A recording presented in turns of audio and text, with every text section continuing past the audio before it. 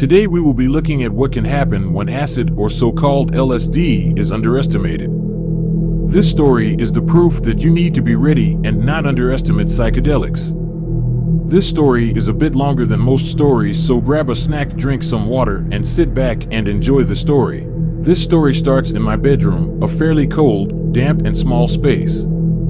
It wasn't the best room, but it was mine and I loved it. At the time, I had been having a hard couple of weeks with my mental health, suffering from some fairly severe anxiety and stress issues. I have suffered with anxiety all of my grown life, but it gets more severe during times of high stress. At the time, work was very stressful.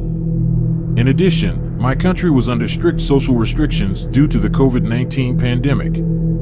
All these factors combined make for a very bad situation to be taking psychedelics, but at the time I underestimated the power of LSD and did not respect it as I should have. I decided in the morning to take some of the LSD I had bought online a few months ago after a particularly difficult night. This was motivated by past positive experiences I have had with psychedelics, mostly psilocybin, which had really changed my worldview and helped a lot with my longer-term mental health issues.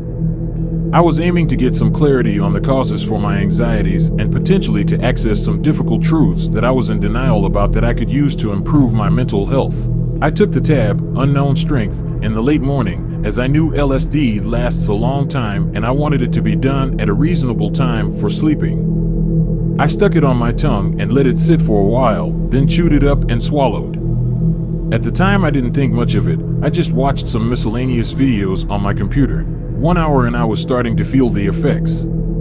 I felt a bit wobbly and strange, and the music I was listening to at the time started to really feel very intense and almost take over my mind. At this point, I would describe the feeling as fairly positive. I put on some of my favorite music on my phone and went to lie down on my bed and listen to it. I was still alone in my room. I lived in a shared household at the time, and my plan was largely to keep to myself. I hadn't informed anyone else I was going to be tripping. 3 hours and I had been listening to the music for a long time and had been really entranced by it. I was experiencing intense visuals which were very geometrical and consisted of thousands of infinitely tessellating fractals. It was really very beautiful, but also incredibly intense. At this point, I felt inspired to go and create some art, so I got out my sketch pad and a pen and started jotting down endless geometric patterns, combined with many human eyes. I was just allowing my brain to take the wheel with the drawing, almost moving the pen on autopilot slowly. At some point, I went to the toilet as I had been drinking a lot of water and it was making its way through me. I remember feeling a bit anxious about this as I didn't want my housemates to notice my state, and the bathroom felt very creepy to be in. I think I was stuck in the bathroom for about 15 minutes as I was struggling to function properly.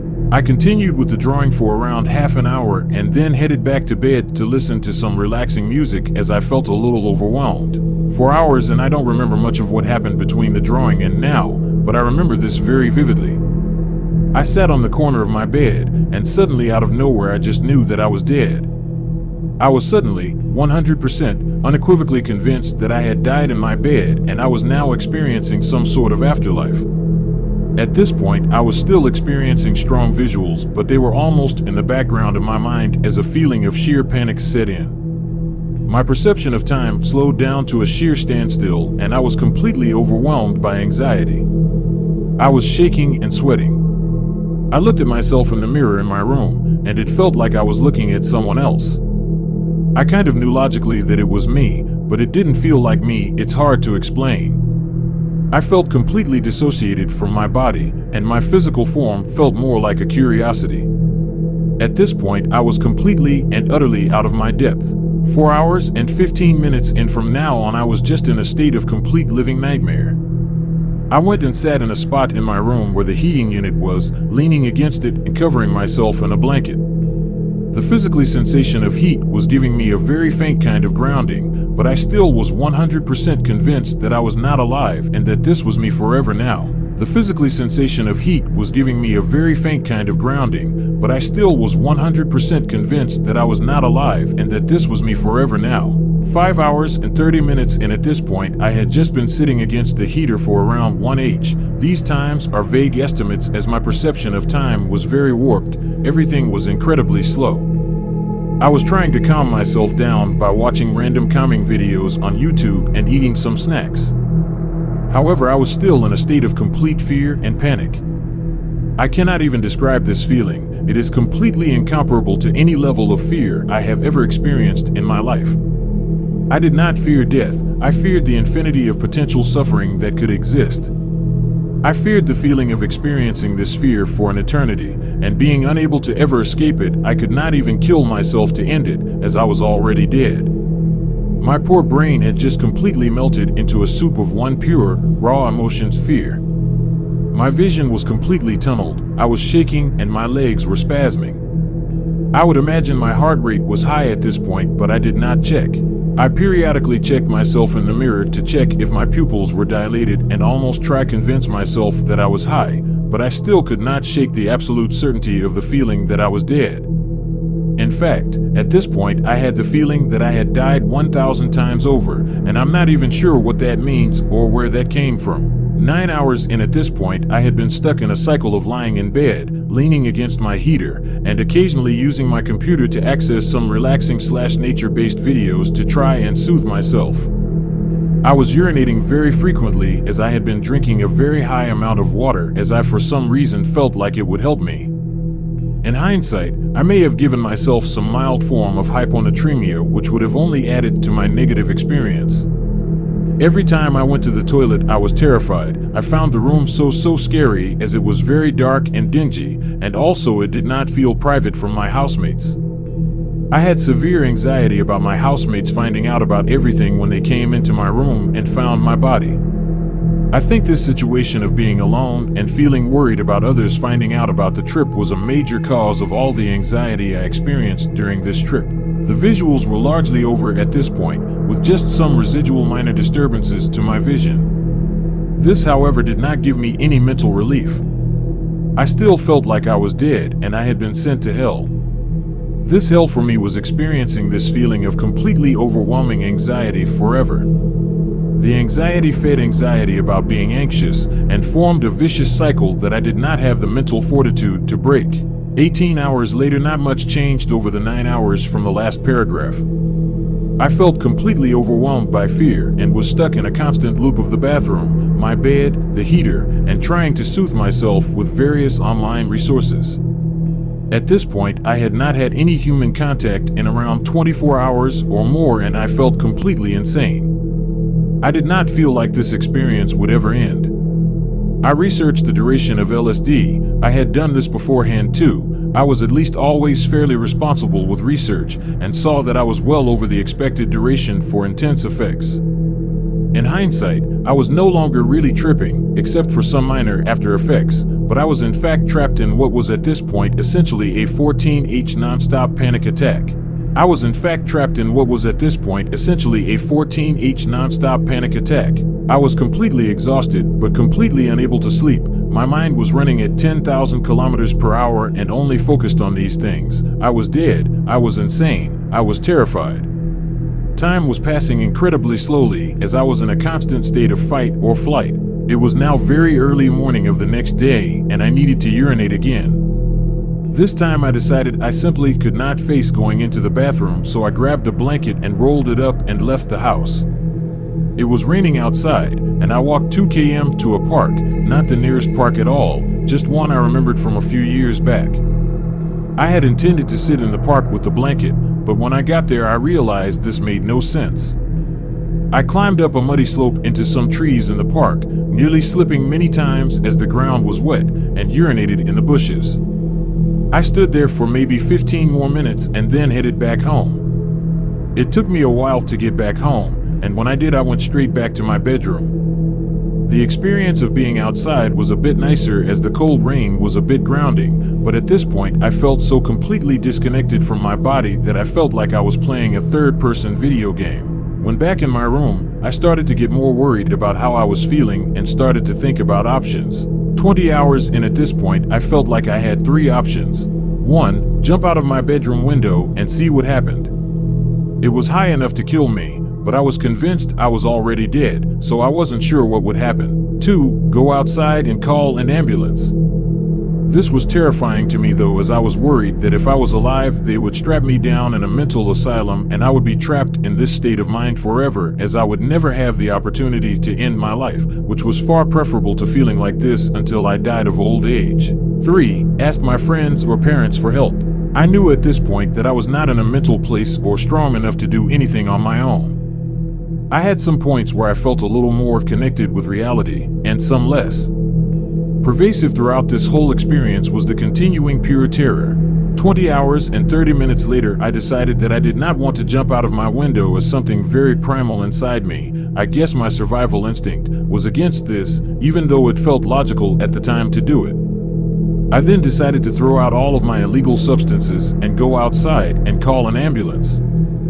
However, when I got outside to call the ambulance, the fear of being imprisoned in an insane asylum forever was too overwhelming, and after thinking about it for around half an hour, I returned to my bedroom. 21 hours and 30 minutes later, at this point, after thinking some more, I decided that I had to speak to my housemate. I went out and found him and explained what was happening to him. At the time, I had a very strong feeling that he did not really exist and was just a figment of my imagination, but I figured there was no harm in speaking to him. He was helpful and comforted me, but did not really know how to handle the situation. We watched some stuff on TV, but I had trouble concentrating due to my mind being consumed by anxiety. I repeatedly asked my housemate to reassure me that he was real, and he did, and reassured me I would be fine, but I still assumed that this is just what the version of him that existed in my own personal hell would say to trick me. I was feeling slightly more relaxed having had some human contact, but still a solid 9 out of 10 on the scale of fear. 24 hours later. After sitting with housemate for a few hours, I realized that this was not going to cut it. He tried to convince me to go to hospital, but I was strongly against it due to the aforementioned fears. I instead opted to call my parents. However, I had to get him to explain what happened on the phone, as I was sobbing too much and felt completely paralyzed and unable to speak. My parents were very concerned and agreed to come and get me and take me home with them. 28 hours later. At this point, I had survived the journey home with my parents, who were mostly just worried about me at this point. I was finally starting to calm down as I was able to notice more that my trip was coming to an end, and that as the anxiety started to fade, I started to feel more normal. I eventually finally managed to sleep for a bit. I will end the time-based prompts here and talk a bit more about the aftermath. For a few days after this experience, I struggled getting to sleep at all. Any slight thought about the nature of reality would trigger these feelings of me being dead and everything being not real and part of my personal hell again. I felt very dissociated from my body for this period. I had little appetite and did not have that many bodily sensations in general. These were, I guess, just the aftermath of the extremely long panic attacks and traumatic experience. Over the course of the next few days, the recurrent panic attacks became less frequent and severe.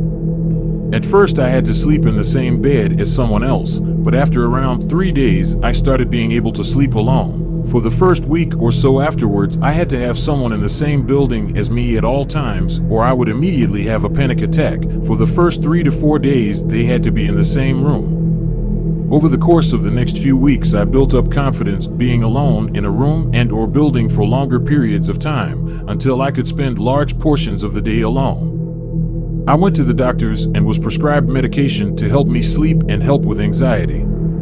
I also started therapy after a couple of weeks. The trauma of the experience caused me to develop some agoraphobia.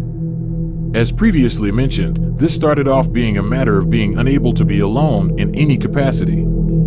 After a few weeks, it was more just a case of struggling to go outside. After a month, I was able to go outside on my own for some period of time, but still struggled with public and busy places.